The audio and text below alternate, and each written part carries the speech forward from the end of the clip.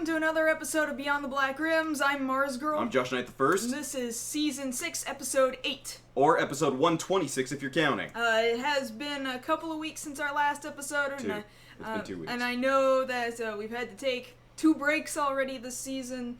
Can't be helped with conventions abound and stuff, so I apologize for that. But we're back now, and we're going to be back on schedule, hopefully. Why? What else are we missing? You forgot what next week is, didn't you? What is happening next week?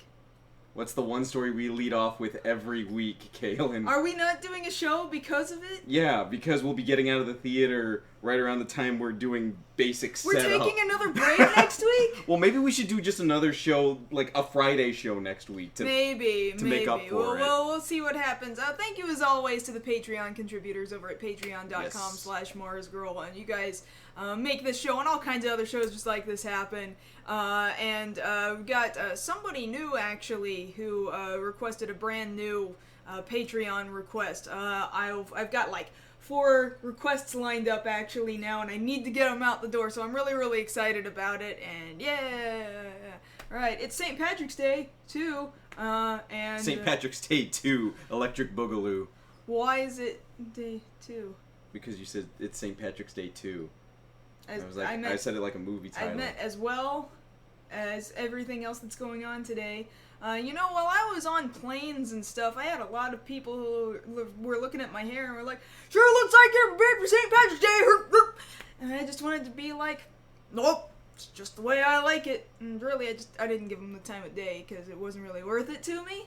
Yeah, I understand that. So, people do that at grocery stores as well. You know, they just look at you and size you up like, "Oh, here's something I'd like to comment about the way you look." Sure, like I really needed your input. Thanks, dude. Thank you. Thank you. No, thank you. Also want to make mention of, I know the scrolling text today is a little difficult to see because we got a lot of white going on here. But it actually has to do with what you're wearing right now. Oh god, how'd you get on my shirt? And I'm here at the same time. How are you doing that? It's called screen printing. The wonders of t-shirt technology, screen printing. Wow! But we are, in fact, selling not only t-shirts, but somewhere around here I kind of sort of have a really bad image. Like, I've got a better image of this same sticker, but we're also selling these stickers through actually Tainted Reality's online store, and he's in here somewhere, Roger's in here somewhere. Actually, you can kinda, sorta, really badly see, if you are watching this on YouTube, as you should be, down in the bottom right-hand corner, you can kinda see my watermark hovering there. That's what the sticker looks like. If you kind of highlight your little mouse over it, itty-bitty tiny little Mars Girl, that's what that sticker looks like. So, you can kind of see the link to that store scrolling through. If you are watching this sometime later, not live, you'll be able to click on the link because I'm going to have the link available. But I'm also going to go ahead and drop the link into the chat room right now, and bam! You guys actually, no. You forgot you can't send those. I, as the admin, am supposed to be able to send them, but, oh well. I can put it in the description of the video right now, at least, and maybe it'll save it. It won't save it. It did save it! So, Yay! So maybe if you refresh this page, you'll be able to click on the link to the product list, and get one of these for yourself. It's awesome. I really like the art. It's not selling out. It's being supported. It's same artist who does the artwork for Tainted Reality's webcomic Fixer. Yes. Very good artwork and a very good comic, which I can now say that I have in fact read. So sorry for not having read it sooner. I have now read it. So thank you. Yes, please look at it if you can, and look at the comic Fixer as well, because it is a fun read. Yes. What else is going on? What else is going on? It is St. Patrick's Day. I was wearing green earlier, but then I got away from people. And then it didn't matter. And then it didn't matter anymore. And then you guys don't know, but we totally have green going on back here. We're covered. There. This is our shield right now. You see the logo for Beyond the Black Rims, but right now we've got a green sheet we're using as a shield to fend off anybody who would try to pinch us. And really, why do people still do that? I mean, that should be a segment on John Oliver's show. Why is pinching people on St. Patrick's Day still a thing? Well, really, why is the American interpretation of St. Patrick's Day still a thing at all? It's really quite the horrendous historical background, if you really think about it. But, hey, what holiday don't we bastardize here in the United States, right? Arbor Day? Arbor Day. That should be the real day where you're wearing green, and like, why aren't you getting pinched for not wearing green on Arbor Day? Because we're pinching you for not supporting the trees. Yeah. Or something, I don't know. That's all. I don't want to talk about St. Patrick's Day anymore. Oh, drinking on St. Patrick's Day? I'm getting started. That's tea. Yeah, it's just tea, but it's still in the green can, so I'm covered. Yeah, but they can't see it because it's green. Well, actually, you can kind of see it this week. Yeah, you can kind of. Wow, see that's the first time you could see that. Because I balanced the colors a little bit differently today. So what do you know? Yeah, what do you know? It still goes kind of invisible. Whatever. We'll make do. Alright, so in any case, I guess we should kind of sort of talk. Well, there is one thing you have to talk about, kind of related, because you didn't fully talk about it, was you were gone last week. I was gone because I was at Madicon this past week, which was in Virginia, and it was a very small event, but it's to be expected because it was a college event, and really I had a good time. I was treated very, very nicely. Did 4 panels there, one of which admittedly only had 2 people in it, but again, college event, and it was to be expected. It was really interesting doing the cartoon intro sing-along, because actually a lot of these people were maybe 10 years younger than me and didn't know things like Disney Afternoon, for example, but it was really interesting because that room filled up. They were small rooms, but most of those panels were not filling up, but this panel filled up. For the cartoon intro sing-along. For the cartoon intro sing-along. And even when people didn't know what the cartoons were, they were like, what is this? And they were openly really, like, wanting to know what this bizarre thing was. Like, for example, Super Mario Brothers Super Show, like, blew their minds, because they had no idea what it was. Kids, man. And then, Kids. doing the Mario was the most hilarious thing they had ever seen. It and Donkey Kong Country, they were very confused and scared by, as everyone they should be scared by Donkey Kong Country. That's should be the very natural scared by reaction. Donkey Kong Country. So I would like to get the opportunity to go back next year. That is a possibility. It's not a confirmed thing or anything, but it's something that I would very much like to do. Because those people were great. They were just some of the nicest people that I'd ever gotten the opportunity to work with, and I was very blessed to have that opportunity and to have really great people take care of me and help me get there to begin with. So, yeah. Awesome. Happy that I went. Good.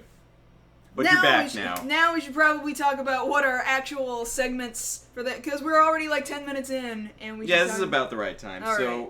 Our first story for the evening is going to be an interesting story we heard about just over the weekend, coming into this week, about Microsoft starting to offer cross-platform support for some of its games, which surprised pretty much everyone. Stuff that's available on Microsoft on Windows Live cross compatibility. Very interesting prospect and interesting where it could go from there. Yes. Past that, also, anybody here know Jim Sterling? Does video game kind of reviews and talks about the state of the video game industry. Well, he's had a very publicly well-known, really kind of a meltdown with a particular game company called Digital Homicide, and now they are suing him, and there's for a lot of money. There's all kinds of nitty-gritty details going on in that story. To me, it just makes me laugh, so I can't wait to talk about this one. It might be an all-me kind of story, but I think it's hilarious. Well, there's stuff to talk about. Okay. We'll get enough in. All right. And then the last story of the evening technically follows through to last week, but it's big enough to carry over to this week. Everybody's seen it by this point. We're here to talk about it. Last week's Captain America Civil War final trailer, where a lot of us finally got what we were waiting for. The J. Jonah Jameson and all of us is satisfied. We're going to talk about that in our last story for the evening. Thank you. All right. But we do have some follow-ups, right? Follow-ups and stuff. Oh, we always got follow-ups. Oh, thank God. I thought we'd dropped the ball there. No, we didn't drop the ball. Okay. We were good. Follow-ups, all right. Because we finally made it, 1 week to go from tonight. I don't know if this will be the last time we cover it, but I guess this is the last time we cover it before the movie comes out. Mm-hmm. One more time, One more game. Let's bring it up. Not quite Justice League. Let's hit it. Justice League. All right. So we have confirmation from Zack Snyder, the director of Batman v Superman: Dawn of Justice, that the extended R cut, which will be coming out later this year on Blu-ray, is 30 minutes longer. Officially, 30 minutes longer. Right. So that's a significant amount of time. They say it's a lot of footage that they shot last year. To me, I'm wondering if they've cut like 30 minutes worth of stuff, what's the point of going to see this movie in the theater and not just like waiting for it to come out on Blu-ray? Well, for some people, that's gonna actual movie. For some people, that's gonna matter whether or not you want to sit in a movie theater for 2.5 hours, or would you want to sit in the theater for a full 3? For some people, that's a turn off. Yeah. Because they're already pushing the boundary right there at 2.5 hours, but then once you get into the 3-hour mark, that's like, we're starting to hit Lord of the Rings territory, and it's like, I don't know if I want to... No, I'm just going to wait, you know? And I understand, that's kind of a turn-off. I get that. But, again, like we've covered before, the amount of footage that they say they've cut, which is integral to the storyline, to setting up the story for actual Justice League, will probably warrant the purchase of said Blu-ray. Mm-hmm. Or stealing it, you know. I mean, not that we're condoning that. I'm just saying it's a thing you could do. I'm not, but we're not officially condoning that. He's not. I'm not. He's not. Yes. And also a couple of clips have been released online. Most of it things we've already seen before. The fight, or I guess a small portion of the fight between Batman and Superman on a rooftop. A little bit of Lex Luthor egging Superman on to go fight Batman. And an interesting little clip there between Bruce and Diana arguing over something that apparently Diana stole at some point in the movie. You know, not much context to be given there, but of course we'll all find out next weekend. Mm-hmm. Okay, so moving on to other DC-related news. Over on... we'll move to the TV news. So, over on Fox... it has been confirmed as of today that Gotham will, in fact, get a Season 3. I guess somebody wants it. Like, I don't. I was saying this earlier. At the rate they're going, kind of fudging the story, Batman's going to be, like, 18 when he shows up. Yeah. And that's going to be wrong. Like, I don't want a teenage Batman. I don't want to deal with that. Yeah. No. But, you know, it's still getting ratings. Because all it needs is, you know, the name Gotham insinuates Batman, and regardless of whether or not Batman is a small child, that's good enough for some people, you know? Apparently, yeah. I mean, go figure. Mm-hmm. But in positive news, having to do with DC shows, over on the CW, all DC-related shows, Flash, Arrow, DC's Legends of Tomorrow, have all been greenlit for their next subsequent season. So good job over there. I know they're doing a good job with their shows. Oh, yes, absolutely. So, yeah. Admittedly, I'm like 2 weeks behind on Legends, but that's because, you know, traveling and stuff, we've been busy. Over on CBS, we've got another picture here from the Supergirl Flash crossover, and that's going to be happening on the 28th. That's not this coming Monday, but the Monday after that over on CBS. There's also a few little, very small, like maybe 10-second teasers out for the episode featuring Barry Allen and Kara. They're racing against each other. Very excited to see that. You know, they're doing good things there over on Supergirl as well. So very much looking forward to that. Yes. Now we shift over to Marvel news. Okay, so as many people have said here in the chat, it's Netflix Eve right now. We're waiting for just a few more hours until Netflix unlocks all of Daredevil Season 2. You work tomorrow? No, I don't. I took the weekend off. You were is this why? Yes. Or are you just fibbing it so that you can sound more cool to say that you have... I only took 1 day off. Okay. I took 1 day off, but then work ended up giving me the weekend off, and I'm like, psh, I'm gonna watch Daredevil, Right. like so many other people. Several trailers have come out displaying all of these different factions warring against each other, showing Elektra, showing the Punisher, showing the escalating battle for the soul of Hell's Kitchen there. Can't wait to see that as of a few hours from now. In addition to that, Netflix has also confirmed that Luke Cage, its debut on Netflix, will be September 30th, so you guys plan ahead for that. A few more months. Yeah, so we've got that to look forward to, and of course we've got Danny Rand cast for Netflix's Iron Fist series, and this is all leading up to the Defenders, so getting very excited for all this. Can't wait to see this. I was talking to people at work today. Some people were asking if I was going to make a Daredevil costume this year for Halloween. I might. Yeah, It's tempting. Yeah, I'll say that much. But you can't go to work with a mask. No, I probably have to like keep my stubble and then just get like red sunglasses, but then wear the rest of the suit. It's kind of lame, but Yeah. Well, I'll carry the mask you around. say or something. so, okay. Okay, let's move on to some video game live-action adaptation news. So, interesting Okay. news coming out of Tomb Raider, Lara Croft. So, that property, for at least the past year, has been on the table to be rebooted.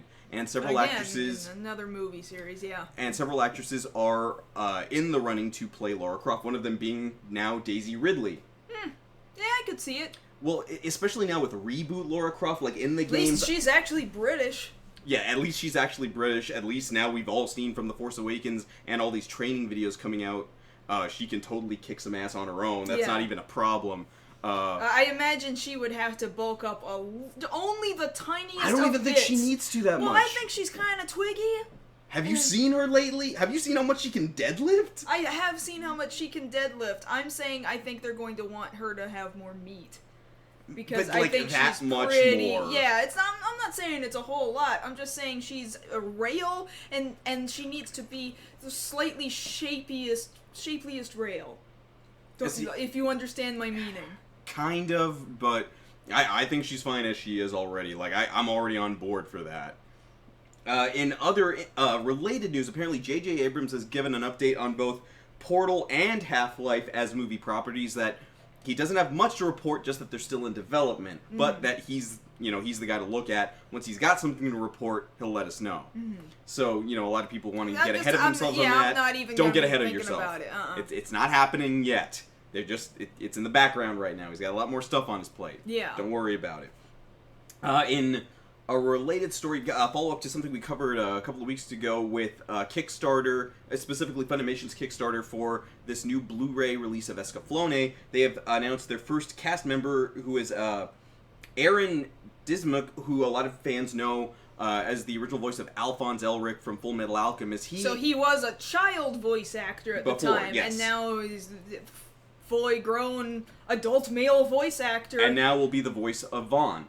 That's fantastic. I am very happy to hear that. I'm Yes. really interested in seeing how well he does, especially now. Like, it's going to be really difficult to pit his voice against the original voice of Vaughn that I'm familiar Kirby with Morrow. out of Ocean's Dub. Yeah. Kirby Morrow there is the voice of Vaughn. I mean, yeah, admittedly, that's the voice in my head too, but I'm willing to give it a shot. And actually, I'm realizing now I skipped one story, but this is a very important story. Back from DC News, so we got our first picture from Twitter, thanks to good old Mark Hamill, of The Killing Joke. There it is, right there. Oh my god. Like, I think The Killing Joke was probably one of the first comics I ever read of my own volition without somebody telling me, you need to read this. And I absolutely fell in love with, and there was no movie, there was no animated movie, there was no other basis in the story other than this story, and I was like, wow, I didn't know that it could be told like this. Yes. And we also know Mark Hamill has said over and over again, I'm not gonna play the Joker again. And then he comes back for something else. Like, he comes says back- that- He's a junkie. He can't give it up. Why would you want to? He is one of the most brilliant characters to play. I mean, I can say that having recited for one of my last finals I ever took in college for theater, his speech from The Killing Joke about madness being the exit ramp. And here, of course, we have Mark Hamill as the Joker, Kevin Conroy back as Batman, the way it should be. Yeah. This will be debuting later on this year. Apparently there's a 15-minute... At Comic-Con. Apparently, yes. And there's also going to be a 15-minute prologue added to this, so for people who already know what's going to happen, there's a little extra incentive to keep watching this, and now you've got a little bit extra to look into, but very much looking forward to that. In addition to that, we got some interesting news here. So, Indiana Jones 5 is going to be a thing now. Boy, there's a picture for that somewhere. That Yeah, of picture Indiana. right there, yeah. Yeah, so you're looking at a picture of young Harrison Ford. Old Younger, Harrison Ford is coming back to do it. Like, I don't mind the idea of a fifth Indiana Jones movie. I almost wouldn't mind if it was a reboot, or B, like we continue after, say, the third movie left off with a new dude, like make it a James Bond sort of thing where somebody new can play the same character but keep telling it like it's kind of sort of the same universe I get happening. that. Like I would be completely and utterly okay with it. We were already making fun of Harrison Ford in the last for one. being old man Indiana Jones in the fourth movie. I don't. And it ended in such a way. Now, whether you liked the movie or not, it ended in such a way that said, "This is it. This rounds it out. He's married. He's a happily married man, and this is where he stops going on these adventures because that's it. Like that to me said the game is over." Yeah. I don't even know. We have to do this again for some reason. Like, I'm not even gonna step into how much I did not like Kingdom of the Crystal Skull, but like... But just to put it in the framework here, yes, Steven Spielberg's back directing. There is no sign, nor hide nor hair, of George Lucas being anywhere near this. I mean, that's good. That's good. But it's still... It meant good things for Star Wars. Let's just hope it means good things here. And if Harrison Ford has his way, like he did with The Force Awakens, this is probably going to be the last Indy movie. The last one with him, yeah. Probably. I mean, let's be honest here. Yeah, because can we not...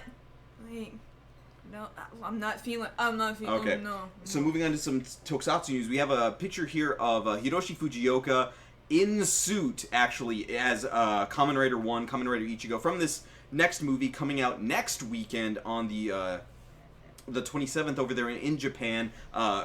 Again, I was wondering when we first saw pictures of the suit, man, did they put him in the suit? I guess I was right. They sure did, and he does still look really, really bulky, but admittedly, during that live press conference, he looked so happy. Well, yes, because you see him there in the press conference, and everybody there, once they reveal him coming out from behind the stage, everybody's in awe. Oh! Because this is the man. The guy who helped launch the franchise back in the suit after 45 years, and they were asking him questions about this, and you can tell how much on a very deep level this means to him. You were saying, just kind of by ear translating what he was saying, like, his body still remembers the feeling, the smell of the suit. Yes. How much it means to him to have this character be a hero to the nation of Japan. Like, this is... It's him. The way we look at Robert Downey Jr. as Iron Man, Chris Evans as Captain America, that's how they view him as Kamen Rider Ichigo. Everybody is kind of commenting on it's looking so big on him and his head looks tiny. I agree. Do you remember those Power Ranger figures where you could flip the head? The automorphing figures? The automorphing figures, and you could flip the head out, and there was the helmeted head underneath it. And those heads were itty-bitty because they had to fit inside the chest to flip out. That's right. What this looks like. I get that. I totally get that. That's what and also, in our last follow-up, in a kind of a related story, we've got news today that a new project is coming out to air, oddly enough, on Amazon Prime called Kamen Rider Amazons. That's plural. And what you're looking at here is two new Kamen Rider Amazons, described as Kamen Rider Amazon Omega there in the lower corner, and Kamen Rider Amazon Alpha, who's the red one in the top corner. There's going to be a trailer coming out within the next 24 hours, apparently. This will debut on Amazon Prime on April 1st. Kind of makes me wonder, like, do they do practical jokes April Fool's Day over there? It's apparently slowly becoming a thing, but it's not really a cultural thing. I'm just wondering what to think of this when I see this, and neither one of those are Yamamoto Daisuke, the character that is known as Amazon from the original, 70s run. And I just don't know how to feel about this. I really like the look of the red Amazon there, because that's just really a palette swap they used from the SIC figures that Bandai released. Guys, no, Amazon doesn't mean women. No, Amazon was originally a character from the Amazon, and it's a dude. This has nothing to do with We'll talk more about that afterwards, educate you guys a little bit on that. But just not sure how I feel about this. Really not. I don't know. It's weird, these reboot things. If perhaps it is that the original Amazon And these are like his underlings or something. I don't even know. Like, you have to tie it back to the original Amazon character, so, or otherwise I'm going to be completely lost and I'm not going to want to pay attention or care, kinda. But then again, if it's for Amazon Prime, it's probably region locked. Yeah, we're probably not. We'll find a way to get around it. Oh, I'm sure somebody's will, gonna find a way to get around it. If you get around it, please. Okay, but that's enough for the follow-ups. I know we had a lot, but we had to cover up for 2 weeks here. Let's get to our top story. True. What was our first one? The cross-platform. Okay, thank you. Yes. That's all I wanted to know. Thank you. Well, you guys know the symbol. Windows Live, there, and then it's Windows. Okay, whatever. So this is a very interesting thing that was just announced by Microsoft just a couple days ago on March 14th. And in fact, I'm just going to start by actually reading what their press release says.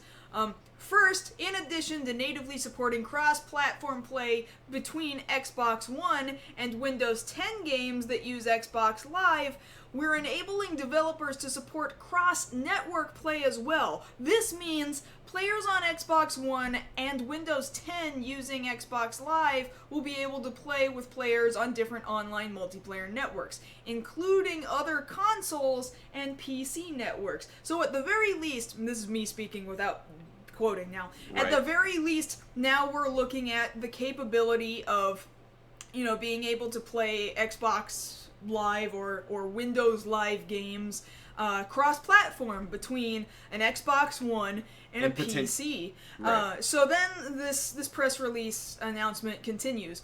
And Microsoft says, of course, it's up to game developers to support this feature, and Xbox Live players will always have the option of choosing to play only with other Xbox Live players. We're thrilled to confirm that Psyonix's Rocket League will be one of the first games to take advantage of this new capability by enabling cross-network play between Xbox One and PC players with an open invitation for other networks to participate as well. And when they say other networks, Rocket League is also available for PlayStation 4, right? So this is the interesting possibility that Rocket League, as an example, is an Xbox Live or Windows Live cross-platform-able game at this point. And now Microsoft is opening it up so that Sony could potentially take this offer to also share cross-networking. Sony has not, of course, picked up this offer yet, but it's a possibility, and it could be a possibility for, I'm sure, other PC games. It could be a possibility for, I don't know, if the Wii U ever played anything that Microsoft gamers cared about. I'm just saying that the possibility is very, very interesting and can kind of start to very slowly close the gap between all these different consoles and this idea that one console or the PC is the master console or master race or what have you. The master race of gaming. Master race of gaming. Or is it the possibility that this is a nice gesture, but it's not really going to work out and it's just going to kind of crumble? Well, you got to look at it. Really, the bottom line I'm seeing here is that when it comes down to it, this kind of figuratively puts the ball in Sony's court. Sony, we're extending the olive branch. Do you want to play ball? Quite literally, do you want to play ball from your PS4 to our Xbone? Do you want to do that? And yeah, that's the big question right now. Are they going to do it? Are they going to follow through? Because honestly, if I were in their position, Sony could really use a win right now. If we have to be honest with ourselves here, take the olive branch, take the offer, allow for cross-platform capability on your system, because that way it'll be a lot easier. Everybody wins in that scenario. I really don't see a case where this is bad for either side. Really, this looks great on Microsoft's part for being the first one to come to the table with this. Which is really funny, because I can remember in the past, Xbox 360, used to be able to play Final Fantasy XI. I believe at this point, Final Fantasy XI Square Enix has dropped support for both the PlayStation 2, where it originally launched on, and the Xbox 360. But I remember getting Microsoft to play ball with Square Enix was like the biggest hassle, to get them to be cross-platform, because that was the biggest selling point of Final Fantasy XI, was that it was one of the first times you could play an MMO on your PC and play with other users on the Xbox 360 and the PlayStation 2. And what Microsoft did initially was, of course, you're paying Square Enix the monthly fee of whatever, $12 or whatever it was at the given time. They keep raising the prices. And then on top of that, you had to pay for Xbox Live, your Xbox Live Gold for like another $10 a month. So you're spending more than $20 a month potentially just to get a person to play Final Fantasy XI, it took a lot of fighting to get Microsoft to finally calm down off of that. It's also funny, back in the day, those Xbox Live players would sometimes ask you in Final Fantasy XI what console you were playing on, and if you didn't say Xbox 360, they would kick you out of your party. I'm just saying, that's the kind of gamer they were at the time. But I don't think things have changed all that much. Dickishness has moved to different areas. Yeah, I would agree with that. What I'm really pointing out here, though, is that I think it's fascinating, given Microsoft's history for networking over other networks and to other platforms. It was kind of difficult. Well, because the thing I'm looking ahead to is, coming up in May, we have Overwatch coming up, and I know a lot of different people who have Xbox Ones. And I got my copy reserved for PS4, and it's kind of sucky to think, man, we've got the same game, but we can't play together. Mm-hmm. If this, takes off, cross-platform capability, then I can play with my other friends, mm-hmm. From different systems, and we can all be kind of sucky at the beginnings of this new game. And that's kind of the way it looks down the road. Like, you don't have to worry so hard about console loyalty as much. You can have your favorite, but you can still play with somebody. Mm-hmm. That's not a problem. If they decide to go ahead with this, it won't be a problem anymore. Yeah, I mean, you'll still have to worry about console loyalty for, say, a very small, specific number of games where the developers have decided this is a really good idea for us to make this given title be this platform only. Say it's a single player game, or say you just really want it to be this particular network experience, and you don't even plan on sharing it with the PC, let alone the opposite console.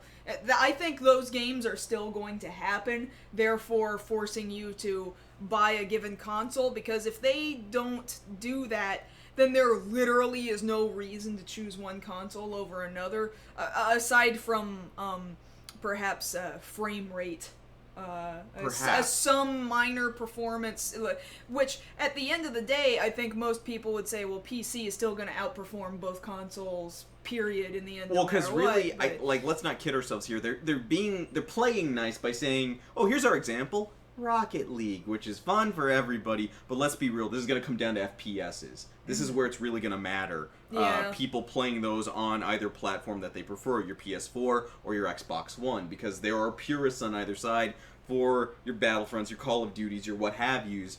And from there, that's where people are like, look, I just want to kill my friend who's on Xbone. Can I do that? Yes or no? Please tell me if I can do that. Like, that's really where... Or, yeah, your Madden people, and I did your sports always, game people, that's true. And it's true, I did always feel that same separation, like, we just have not yet had the finances to be able to afford both given consoles. Or sometimes we'll have friends who, one person has the game for one console, and then the other person has the game for the other console, so you're like, I have no idea which console I should be buying it for, because then I'll only be able to play it with one person, but not my other friend over here. Yeah, exactly. Yeah, this would very easily close that gap. That would sure make me happy. That would make me very happy, because I feel like you could have gotten Overwatch for PC, which I think would have been a better gaming strategy, but your PC's not functioning so great right now, so the only choice we have is PS4. Which I know it'll work on. Yeah. And I just feel like I'm almost positive more people are going to be playing it on PC. Oh, I reserved it knowing that, and that sucks for me. Yeah. Because, until I, get the graphic card thing fixed, that's going to be a problem. Mm-hmm. But for right now, if they can make this work, I'll feel better about it. Yeah. Because then I'll have the chance to play with other people. So, Sony, if you're not listening, and I know you're not, don't screw this up. Just do the thing. Do the thing. That would sure be nice. Get with it. Act like you want it. Act!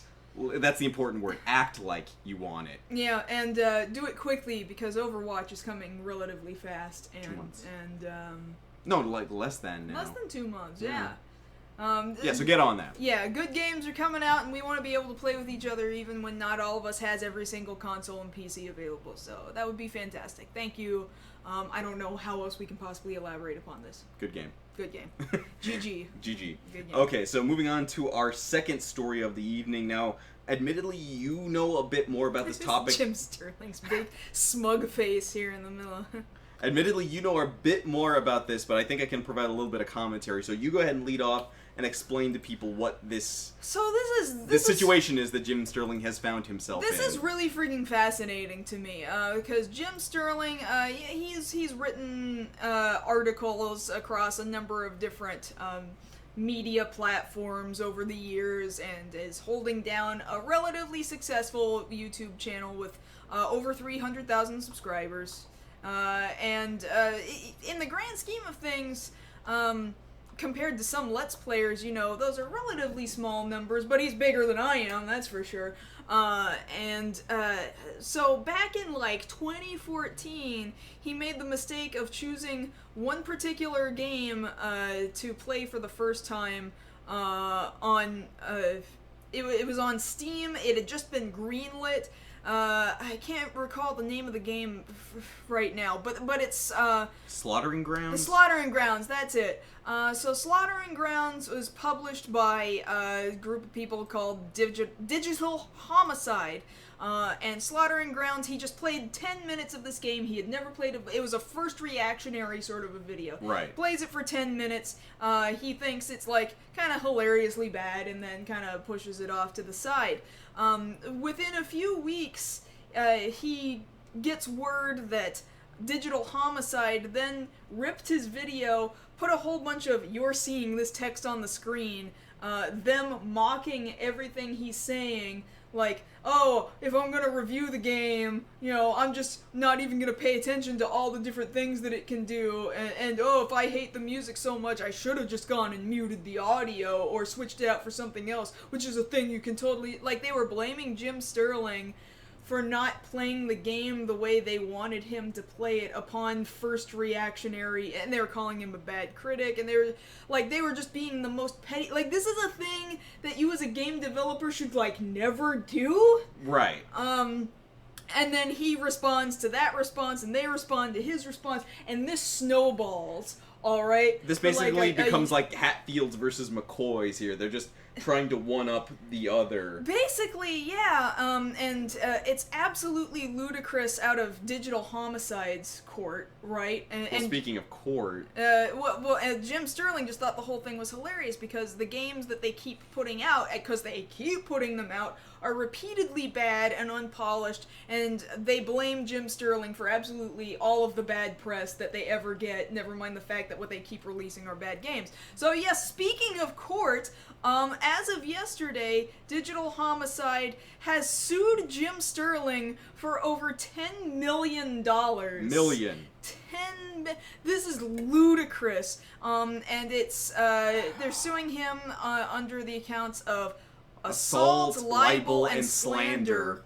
And the assault is technically tied to... Well, because they're really stretching the definition of assault to get that. They're saying Jim falsely accused Digital Homicide and caused damage to the company. They want $2.26 million in direct product damage, $4.3 million in emotional, reputational, and financial distress, which I think is the funniest one out of the whole thing. Well, emotional distress is the funniest one out of that. Yeah. And $5 million in punitive damage requests, and that adds up to more than $10 million. 10.76 to be accurate. And it's just... it's ludicrous to me. What's funnier still is that they were crowdfunding.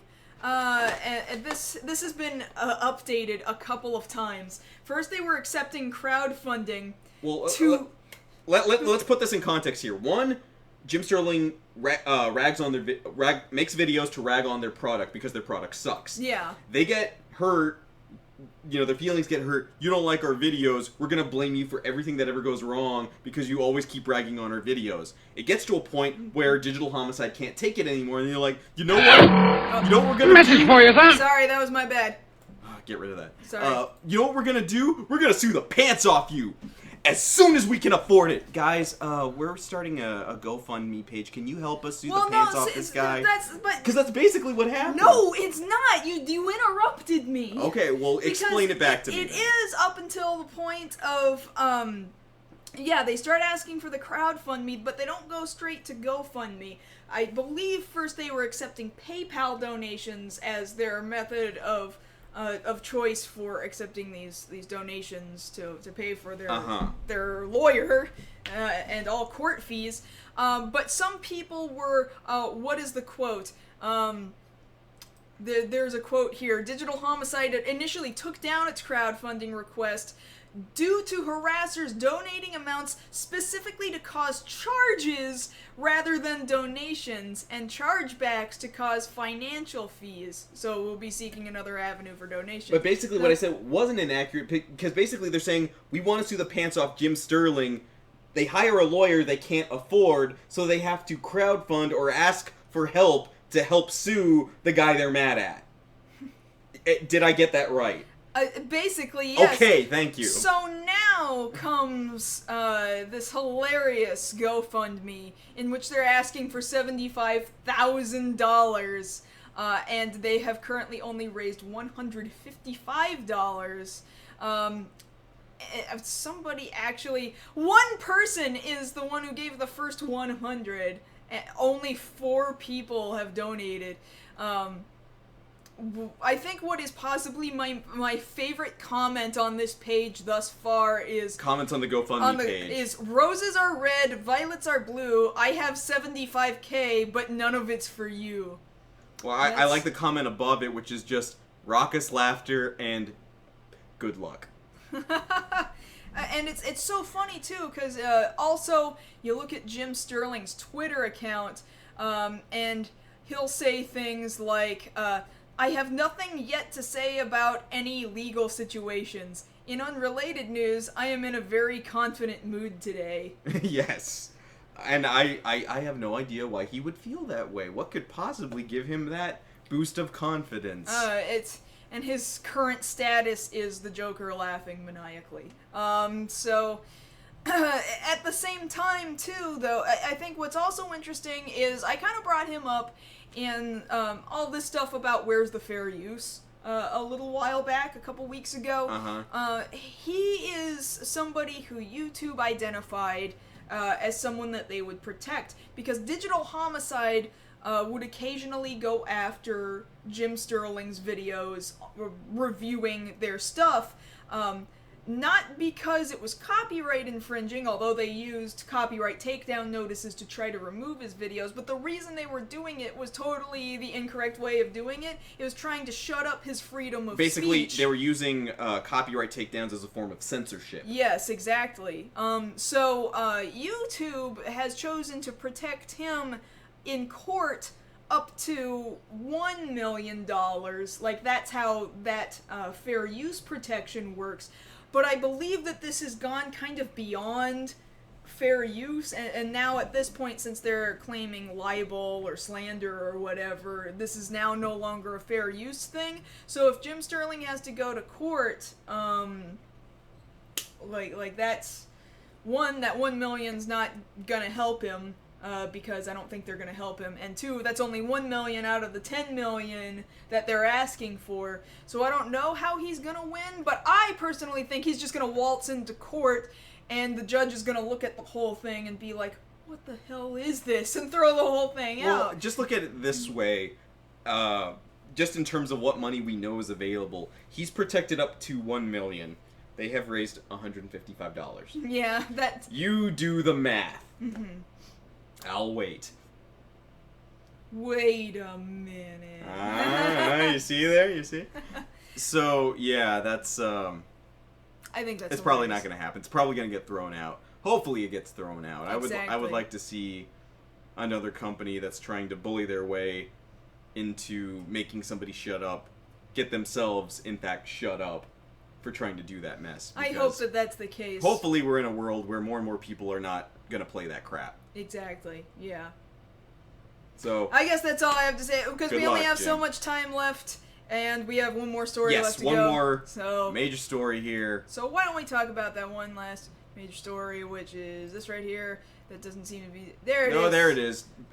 We bring you in progress here, this final trailer for Captain America Civil War coming out this coming May, first week of May, first weekend, pretty much kicking off the summer blockbuster season, and everybody knows what we were looking for coming into this. A lot of rumors were circulating as to what this trailer was going to bring. I personally didn't want to believe any of them, lest I get my hopes up. We, of course, were treated to more of the Avengers fighting against each other. This shot right here, this money shot of Ant-Man on Hawkeye's arrow, that's straight out of the comic books. Love that. A lot of these things looking very dramatic, very heavy, and we'll get into more of that in a second, but I'm just buying time until we get to this one shot that everybody was looking forward to. That you were saying it's not going to be there. No, I remember I was It's not in my gonna be break room there. at work, and I was like, it's not gonna... Oh! There he is! He did the thing! He did the thing! And it's everywhere.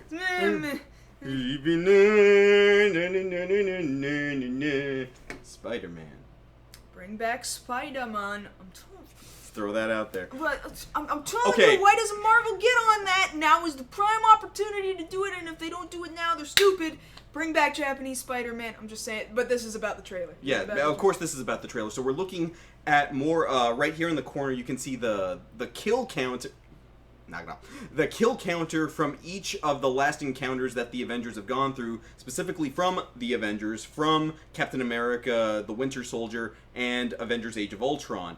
This, of course, being the reason that there's pressure on them now to be under more scrutiny and be able to be kind of held accountable for their actions. And this, of course, leads to a rift between Tony Stark and Steve Rogers. Here we see the Raft, which is this famous incarceration unit there in the Marvel Universe. Here, for the first time on the big screen, a lot of weight being put into this. The Russos have gone on record that saying the last third of the movie is meant to be an emotional horror movie, that you really feel both Tony's side and Steve's side. Can you tell me, maybe you know this better than I do, because I've only read so much Marvel, and I never read all the way up to Civil War.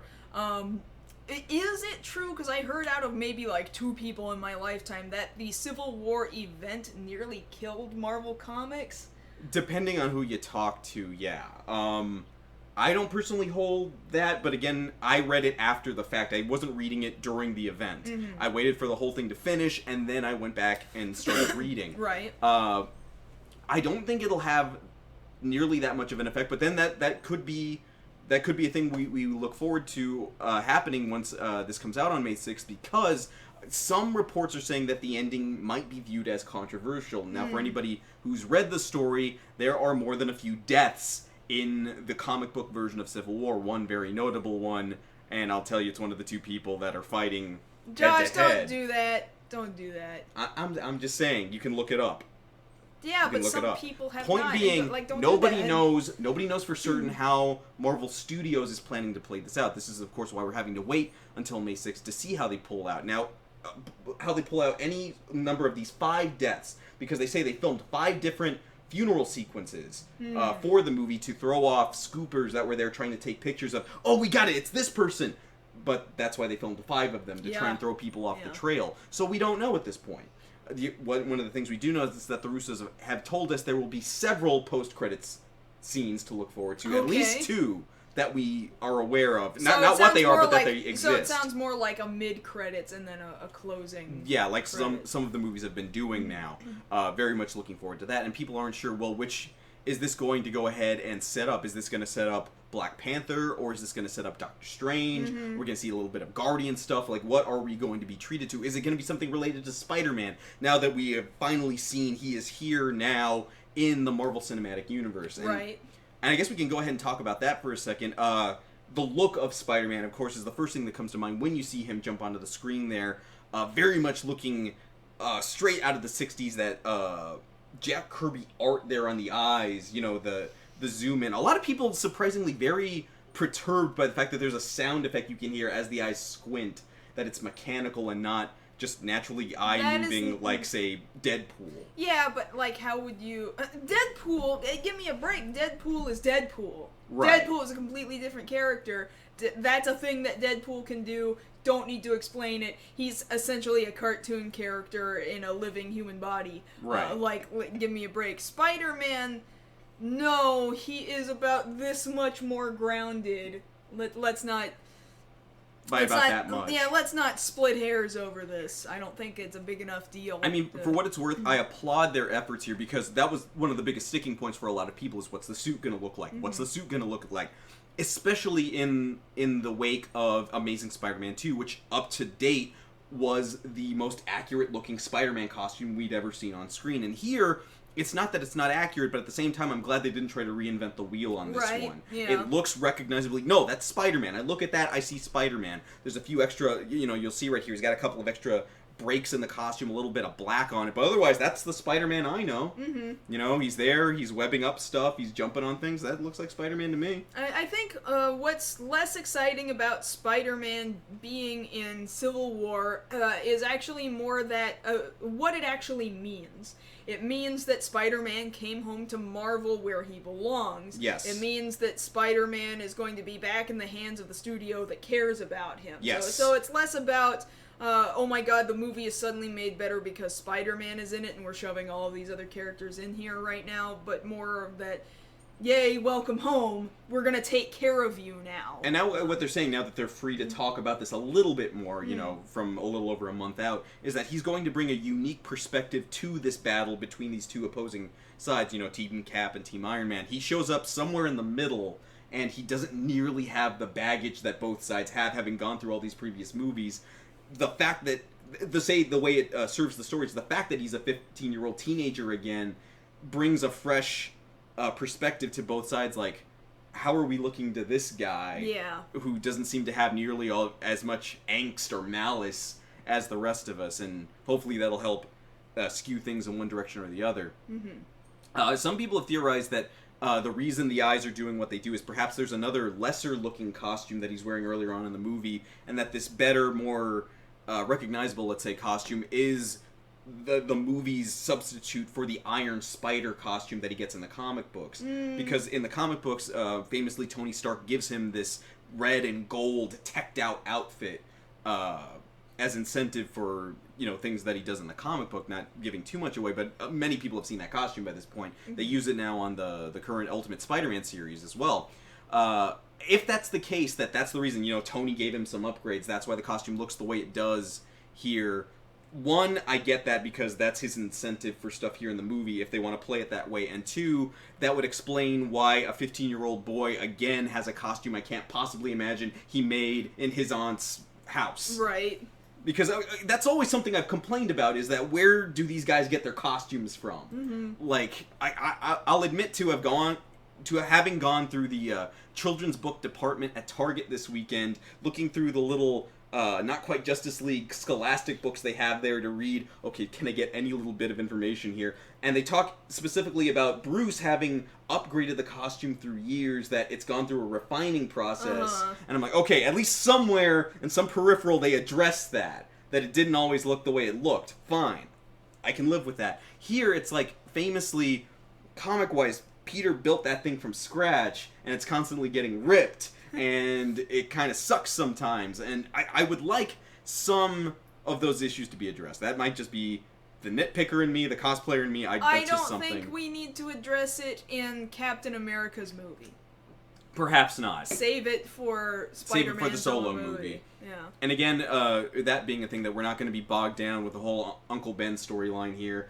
that's not here to serve this story. This story is, of course, the story between Tony and Cap. They're butting of heads about this. Well, should we be under registration? Should we be restrained or not?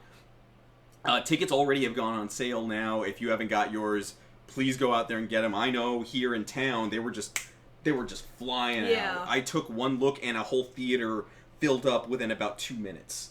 And that's pretty ridiculous. That's slow to me compared to Batman vs. Superman compared or Star to Wars Star numbers. Wars, yeah. But of course, this is going to be high energy. This thing is going to set records, I imagine. I'm sure, yes. They're saying, early reviews are saying, without a doubt, this is the best MCU movie to date. Like, this will trump anything that has come out to date. Because, man, I don't know, like, the second Captain America movie was so good, first Avengers movie was so good, the second, too, topped those expectations in some ways.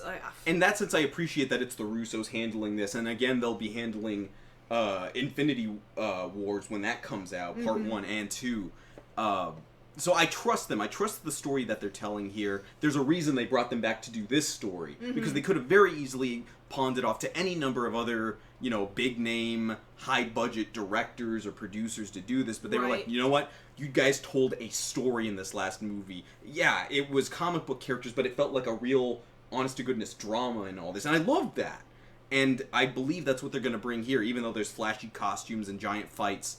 But just to kind of round out here, the one thing I'm wondering about, and I've talked with several other people about this, that we're kind of just wondering about, despite the fact that this is obviously, Iron Man and Captain America at the forefront, there are also villains in this movie. Yeah, yeah. You see a hair of Crossbones in here.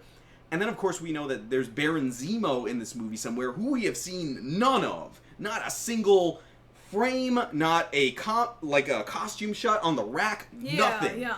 And that has me a little worried because one of the things you start learning when you start analyzing movie trailers is all the things you don't see that should be there. It's like, okay. Yeah, but don't you think that maybe there's a potential they hid some of it? I'm getting to that, yeah. There is potential that there's a reason why they haven't shown those things, but it's still a little disconcerting, which is why here now, people were complaining really hard, where's Spider-Man, where's Spider-Man, where's Spider-Man, and with 7 seconds of footage, we're like, here's Spider-Man, alright, we can talk about it, let's go, alright, and that was enough. 7 seconds was enough. Yep. And even then, we haven't gotten 5 seconds of Baron Zemo, so what's up with that? Duh. I can only hope that there's a reason for that, but I'm definitely looking forward to this. I don't want to have to schedule another day off from the show, but we're going to have to, because it's like a 6 o'clock show that we ended up getting for this. But you guys know, if we're off, you guys are probably out there too, at your theaters, wearing, your Captain America shields and Iron Man masks. Can't wear masks in the theaters, Josh. Some theaters, they let you. Some, not all. Most not. Ask your local theater. Someone might let you. Alright, we better stop it there. Yeah, okay. So, yes, it's time to round out the episode. So, thank you guys so much for hanging out with us this evening. I'm so glad to see you guys again this week. I'm so sorry we're taking a break next week. I wish it wasn't for Batman v Superman. I really wish that was not the reason why we were. Do you think we'll vlog that or no? I don't even know at this point. No, it depends on how I feel after 2.5 hours. For the rest of you guys who are watching this not live right now, and you're watching this after we've gotten it out to the rest of the internet, thank you so much for watching, just like everybody who's here watching it live right now, but we would sure love it if you were here live with us. Come back in 2 more weeks. We'll be here live at youtube.com/MarsGirl/live. That's on Thursdays at 9 p.m. Central. Can't wait to hang out with you guys, and we're about to go into our Q&A time with everybody here in the chat room, and these are all really fantastic people, and they're an additional reason why you should be out here with us live. They're great. Yes. Yeah. It's awesome. And, of course, you can always talk to us during the week over on social media. On Twitter, I'm at Josh Knight First. And I'm at MarsGirl. And that having been said, that's been tonight's episode of Beyond the Black Rims. We will see you guys next time. Good night. Yay.